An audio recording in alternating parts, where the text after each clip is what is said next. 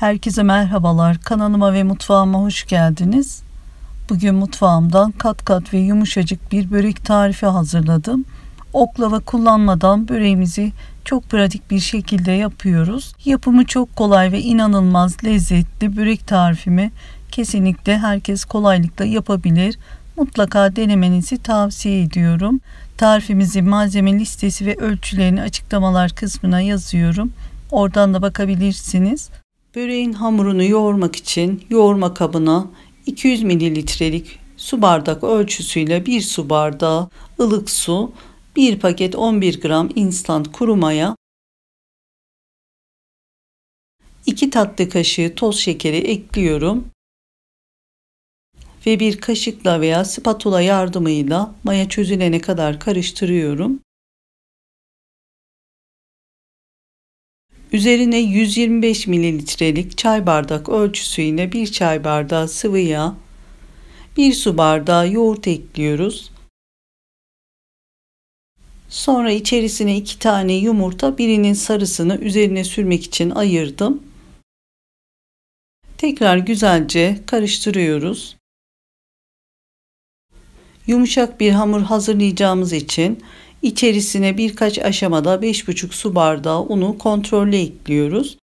Un kalitesine göre un ölçüsünün miktarı değişebilir. O yüzden unu her zaman kontrollü ekleyelim. Önce undan biraz ekliyoruz. Üzerine 1 tatlı kaşığı tuz ekliyoruz. Kaşık yardımıyla güzelce unu yedirene kadar karıştırıyoruz.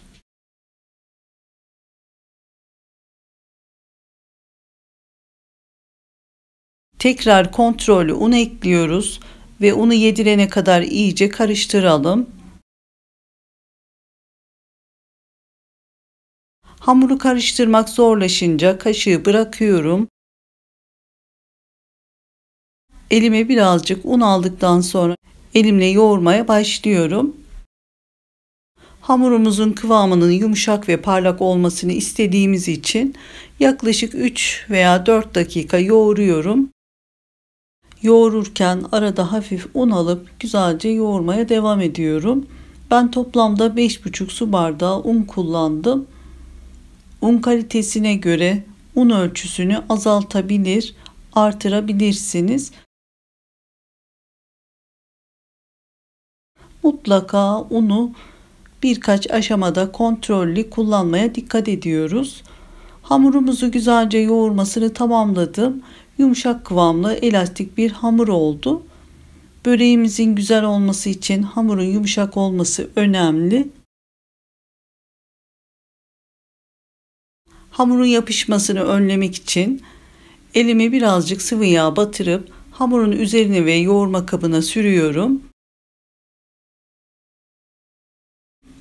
Hamuru tekrar yoğurma kabına yerleştiriyorum. Üzerini kapatıyorum. Tekrar bezle örtüyorum. Hamurumuzun ılık ortamda mayalanması için ortalama 45 dakika 1 saat arası yaklaşık 2 katına çıkana kadar bekletiyoruz. Arasına kullanacağımız patatesli iç harcımızı hazırlıyoruz. Patatesleri önce haşlayıp daha sonra hafif kavuruyoruz. Bunun için 3 tane büyük boy patates kullanıyorum. Patateslerin önce kabuklarını soyuyoruz. Daha sonra 4'e 5'e bölelim.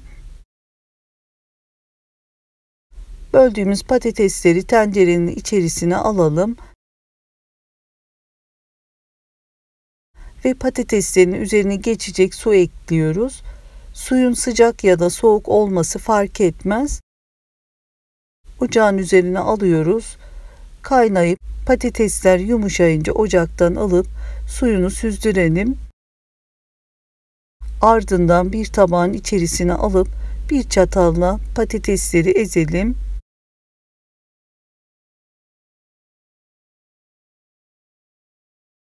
Sonra bir tane orta boy kuru soğanı yemeklik ince doğrayalım ve patatesleri kavurma kısmına geçiyorum. Geniş bir tavanın içerisine yarım çay bardağı sıvı yağ koyalım. Doğradığımız soğanları ekleyip 2 veya 3 dakika hafif kavuralım.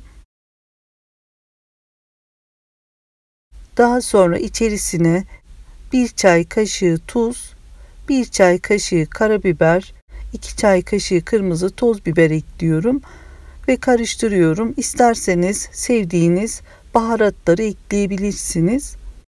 Ezilmiş patatesleri ekliyoruz. Güzelce karıştırdıktan sonra 1 dakika kısa kavurduktan sonra da ocaktan alıyorum ve soğumaya bırakıyorum. Hamuru açarken ve arasına sürmek için kullanacağımız yağ hazırlıyoruz. Bunun için uygun bir tavanın içerisinde 125 gram tereyağı yakmadan eritiyoruz. Ocaktan alıyorum. İçerisine 2 yemek kaşığı sıvı yağ ekliyorum ve bir kenarda bekletiyoruz. 1 saat sonra hamurun üzerini açıyorum. Hamur çok güzel mayalanmış. Gördüğünüz gibi 2 katına çıkmış. Hafif üzerine sıvı yağ sürdüğümüz için hamur yumuşak olmasına rağmen yapışma olmuyor. Maya kokusunun çıkması için hamurun önce elimizde biraz havasını alıyorum. Daha sonra un serptiğim tezgahın üzerine alıyorum. Sonra yaklaşık 15 saniye elimle toparlıyorum. Ardından büyük bir beze yapıyorum.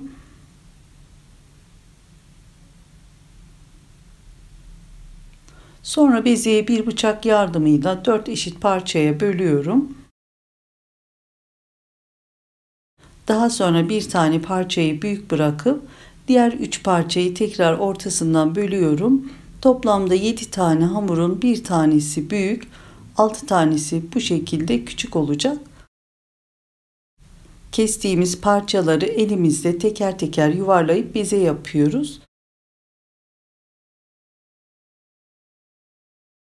Sonra bezelerin üzerine erittiğimiz tereyağından 1 veya 2 yemek kaşığı üzerine gezdiriyorum. Bu şekilde 5 dakika dinlendiriyorum. Sonra küçük bezelerden başlayıp genişletme kısmına geçiyorum. Önce bezeden bir tane alıyorum. Altına ve üzerine yağ sürüp 2 elimle servis tabağı büyüklüğüne yakın genişletiyorum. Ve yağ sürdüğümüz tepsiye yerleştiriyorum. Tekrar üzerine yağ sürüyoruz. Diğer bezeleri de aynı şekilde altına ve üzerine yağ sürüp altını ve üzerini çevirerek aynı büyüklüğe getirdim.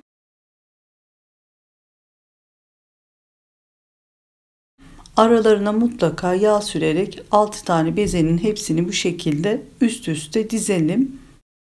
Küçük bezeleri tamamladık. Diğer bir tane büyük bezeyi de aynı şekilde aynı işlemi yapıyoruz. Servis tabağı büyüklüğüne getiriyorum. Tabanına yağ sürdüğüm servis tabağına alıyorum. Üzerine yağ sürüp üzerlerini streçleyip 10 dakika bekletiyoruz.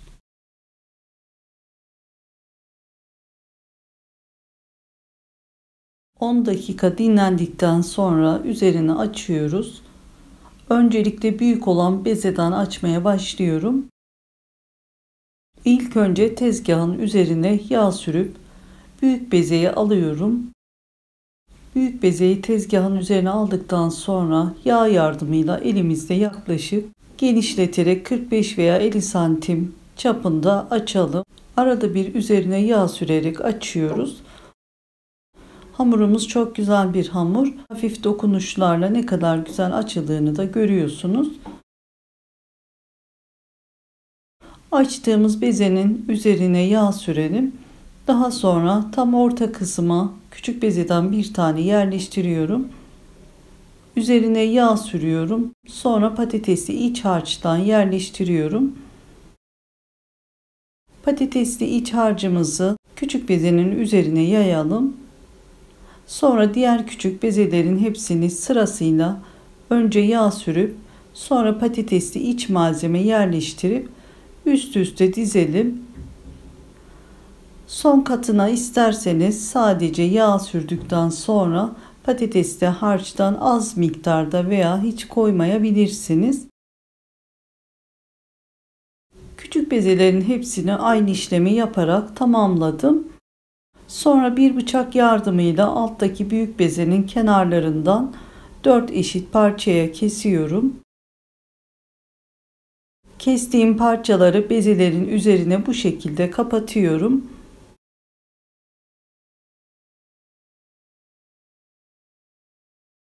Gördüğünüz gibi büyük bir beze oldu. Sonra yağlı kağıt serili tepsiye üst kısım alta gelecek şekilde yerleştiriyorum. Daha sonra tepside bir 5 dakika, vaktiniz varsa bir 10 dakika dinlendiriyorum. Sonra elimizde bu şekilde genişletiyoruz ve tepsi büyüklüğüne getiriyorum. İsterseniz şeklini yuvarlak olarak da yapabilirsiniz.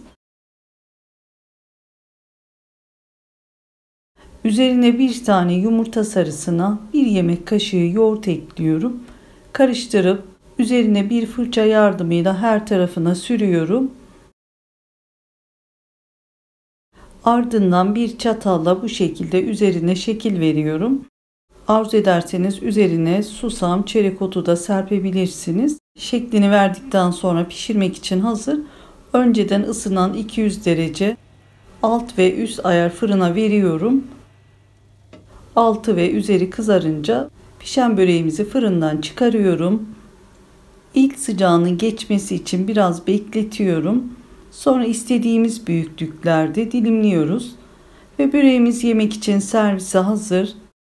İsterseniz tamamen soğuduktan sonra buzdolabı poşetlerine koyup dondurucuya kaldırabilirsiniz. Yemek istediğinizde veya acil durumlarda 1 saat öncesinden çıkarın. Oda ısısında veya 5 dakika fırında çözdürüp böreğimiz aynı tazeliğinde olacaktır.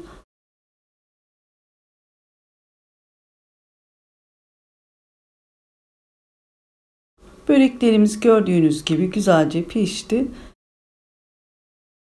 Dilimlediğimiz böreklerden bir tane alıyorum.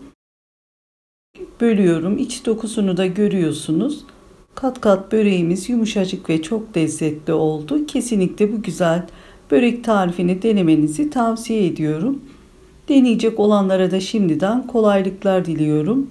Videomu buraya kadar izlediyseniz, beğendiyseniz beğeni ve yorumlarınızı bekliyorum. Henüz kanalıma abone değilseniz abone olarak bana destek verebilirsiniz. Videomu izleyen herkese çok teşekkür ediyorum. Başka tariflerde görüşmek üzere. Hoşça kalın, sevgiyle kalın, Allah'a emanet olun.